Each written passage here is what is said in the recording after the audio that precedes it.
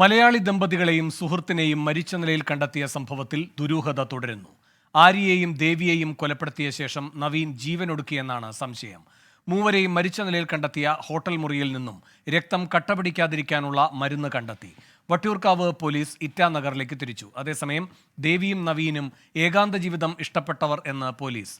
മരിച്ച നവീന്റെ പിതാവിൽ നിന്ന് കൂടുതൽ വിവരങ്ങൾ ശേഖരിച്ചു. ബ്ലാക്ക് മാജിക് ഇടപെടലുകൾ അറിഞ്ഞതോടെ ഇവർക്കൊപ്പം മരിച്ച നിലയിൽ കണ്ടെത്തിയ ആര്യയുടെ പിതാവ് ദേവിയുമായുള്ള സൗഹൃദം വിലക്കിയിരുന്നു.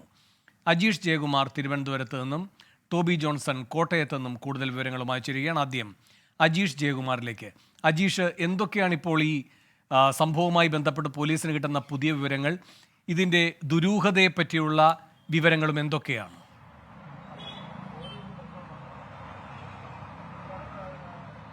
എന്തായാലും പോലീസ് സംഘം വട്ടിയൂർക്കാവ് എന്നുള്ള പോലീസ് സംഘം ഇപ്പോൾ ഇറ്റാർ നഗറിലേക്ക് തിരിച്ചിട്ടുണ്ടെന്ന് ഉച്ചയ്ക്ക് ശേഷം അവർ ഈ സംഭവം നടന്ന ഈ സിറി വാലിയിൽ എത്തും. അവിടെ എത്തിയതിനു ശേഷമായിരിക്കും ഈ 3 പേരുടെയും പോസ്റ്റ്മോർട്ടം നടപടികൾ അടക്കമുള്ള കാര്യങ്ങൾ നടത്തുക. അതിനുശേഷമായിരിക്കും കൂടുതൽ അവിടുത്തെ മൊബൈൽ ഫോൺ അടക്കം പരിശോധിക്കുന്ന അടക്കമുള്ള മൊബൈൽ ഫോണുകൾ കോടതിയിൽ ഹാജരാക്കണം. ഈ കോടതിയിൽ ഹാജരാക്കിയ ശേഷം അത് പോലീസിന് വാങ്ങി പരിശോധിക്കേണ്ട കാര്യങ്ങളുണ്ട്.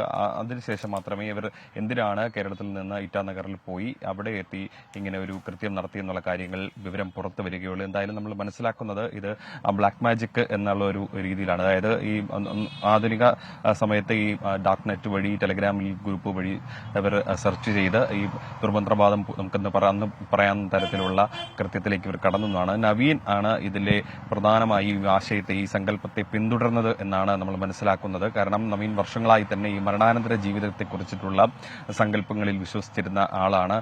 ഈ നവീനാണ് പിന്നീട് ഭാര്യ ദേവിയെയും ഇതിലേക്ക് കൊണ്ടുവന്നത്. പിന്നീട് ഇവർ ആയുർവേദ ഡോക്ടർമാരായിരുന്നു. ഇവർ അതിനുശേഷമാണ് ഈ ദേവി തിരുവനന്തപുരം വട്ടിയൂർക്കാവിലുള്ള ഒരു സ്കൂളിൽ ജോലി ചെയ്യാനെത്തുന്നത്. അവിടെ വെച്ചിട്ടാണ് ആര്യയെ പരിചയപ്പെടുന്നത്. ആര്യയും പിന്നീട് ഇവർ അടുത്ത സുഹൃത്തുക്കളായി. പിന്നീട് ആര്യയും ഇതിലേക്ക് കൊണ്ടുവരുന്നത് ഇങ്ങനെയാണെന്നാണ് മനസ്സിലാക്കുന്നത്. പിന്നീട് ഇവർ വർഷങ്ങളായി തന്നെ ഇതിനെക്കുറിച്ച് സെർച്ച് ചെയ്യുകയും ഇതിനെക്കുറിച്ച് പഠിക്കുകയും പുസ്തകങ്ങൾ വായിക്കുകയും ഇന്റർനെറ്റിലൊക്കെ പരതുകയും ചെയ്തു. പിന്നീടാണ് ഇവർ അതിനു മുമ്പ് ഏതാണ്ട് 1 വർഷം മുൻപ് തന്നെ ഇറ്റാനഗറിൽ ഈ ദേവിയും ഭർത്താവ് നവീനും പോയിരുന്നുവെന്നും മനസ്സിലാക്കുന്നുണ്ട്. അതിനുശേഷം ഇവർ ഈ 17-ാം തീയതിയാണ് ദേവിയും ഭർത്താവ് നവീനും കോട്ടയത്തെ വീട്ടിൽ നിന്നും പുറത്തേക്ക് പോകുന്നത്. അതിനുശേഷം 27-ാം തീയതിയാണ് ആര്യയും ഇവർ 3 പേരും കൂടെ ചേർന്ന് ഇറ്റാനഗറിലേക്ക് പുറപ്പെടുന്നത്. അപ്പോൾ ഈ 10 ദിവസം എവിടെയാണെന്നുള്ളത് കാര്യം ഇനി കണ്ടെത്തേണ്ടതുണ്ട്. അവർ ഇതിനു വേണ്ടിയിട്ടുള്ള ഒരു ഗൂഢാലോചന അല്ലെങ്കിൽ ഇതിനു വേണ്ടിയിട്ട് പദ്ധതി തയ്യാറാക്കിയിരുന്നു എന്നും മനസ്സിലാക്കേണ്ടതുണ്ട്. ഇനി പോലീസ് സംഘം അവിടെ എത്തിയതിനു ശേഷം മറ്റു നടപടികൾ പരിശോധിച്ചതിന് ശേഷമായിരിക്കും ഇവിടുത്തെ കാര്യങ്ങൾ നടത്തുക. ഇവിടെ ഇനി പ്രധാനമായും നടത്തേണ്ടത് ഈ ദേവിയുടെയും നവീനന്റെയും അതേപോലെ തന്നെ ആര്യയുടെയും ലാപ്ടോപ്പും മൊബൈൽ ഫോണും അടക്കമുള്ള കാര്യങ്ങൾ ഈ ബന്ധുക്കളുടെയും കുടുംബാംഗങ്ങളുടെയും മൊഴികൾ എടുക്കണം. അത്തരത്തിലുള്ള കാര്യങ്ങളിലേക്ക് കടക്കണം. ആ കാര്യങ്ങൾ കടന്നാൽ മാത്രമേ ഇവരെ ഇതിന് പ്രേരിപ്പിച്ചത് ആരാണ്, നവീൻ എങ്ങനെയാണ് ഇത്തരത്തിലുള്ള സംഘത്തിലേക്ക് കടപ്പെട്ടത്, ഇത്രയും വിദ്യാഭ്യാസമുള്ളവർ എങ്ങനെ ഇത്തരത്തിലുള്ള അന്ധവിശ്വാസത്തിലേക്കും ഇത്തരത്തിലുള്ള ഒരു ദുർമന്ത്രവാദം എന്ന് പറയാവുന്ന തരത്തിലേക്കുള്ള സങ്കല്പങ്ങളിലേക്കും പോയത് എന്നതടക്കമുള്ള കാര്യങ്ങൾ പരിശോധിക്കേണ്ടതുണ്ട്. അതിന് ഇനി എന്തായാലും ഉച്ചയ്ക്ക് ശേഷം പോലീസ് സംഘം അവിടെ എത്തും. അവിടെ എത്തിയതിനു ശേഷമായിരിക്കും തുടർ നടപടികൾ ഉണ്ടാവുക. ശരി, ടോബി ജോൺസണും കോട്ടയത്ത് നിന്ന് ചേരുന്നു. ടോബി, നവീന്റെ അടക്കമുള്ള കുടുംബ പശ്ചാത്തലം എന്താണ് വീട്ടുകാർ പറയുന്നത് ഇതേപ്പറ്റി?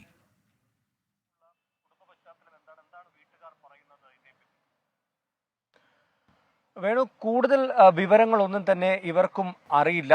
കാരണം ദുരൂഹ സാഹചര്യത്തിൽ മരണപ്പെട്ടു എന്നുള്ളൊരു വിവരം മാത്രമാണ് ഇവരോടും പങ്കുവച്ചിരിക്കുന്നത്. ഇത് അറിഞ്ഞിട്ടുള്ള, അതായത് ഈ സംഭവത്തെക്കുറിച്ച് അറിഞ്ഞ 2 പേരാണ് ഇപ്പോൾ അരുണാചൽ പ്രദേശിലേക്ക് തിരിച്ചിട്ടുള്ളത്. അവരിന്നലെ ചെന്നൈയിൽ നിന്നും ബാംഗ്ലൂർ വഴി, ഇന്ന് പുലർച്ചെയാണ് ബാംഗ്ലൂരിൽ നിന്നും വിമാനമാർഗം തിരിച്ചിരിക്കുന്നത് എന്നാണ് നമുക്ക് മനസ്സിലാക്കാൻ സാധിക്കുന്നത്. ഈ സ്ഥലത്തേക്ക് എത്തുന്നതിന് ഏറെ ദൂരം വാഹനത്തിൽ, കാറിലൊക്കെ യാത്ര ചെയ്യേണ്ടതുണ്ട്. അത്ര ദൂരമുണ്ട്.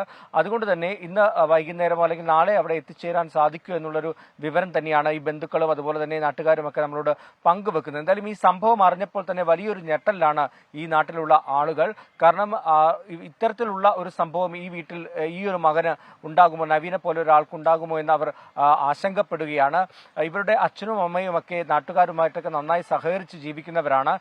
എന്നാൽ നവീൻ ഈ നാട്ടിലല്ല ഉണ്ടായിരുന്നത്. തിരുവനന്തപുരത്തായിരുന്നു കഴിഞ്ഞ പഠനവും അതുപോലെ തന്നെ ജോലിയും എല്ലാം ചെയ്തിരുന്നത്. അതുകൊണ്ട് തന്നെ നാട്ടുകാർക്ക് കൂടുതലായിട്ടൊരു അടുപ്പമോ അല്ലെങ്കിൽ കൂടുതൽ വിവരങ്ങളൊന്നും അറിയില്ല. ഏതാനും നാളുകൾക്ക് മുമ്പ് ഇവിടെ വന്ന് ഭാര്യയും ഭർത്താവും താമസിച്ചിരുന്നു എന്നുള്ള വിവരം നാട്ടുകാർക്ക് അറിയാം. അതിനപ്പുറത്തേക്ക് കൂടുതൽ വിവരങ്ങളൊന്നുമില്ല. മാർച്ച് 17-ാം തീയതിയാണ് അവസാനമായി ഇവിടുന്ന് പോയത് എന്നുള്ളൊരു വിവരമാണ് നാട്ടുകാർക്കും അതുപോലെ തന്നെ ഇവരും പങ്കുവെക്കുന്നത്.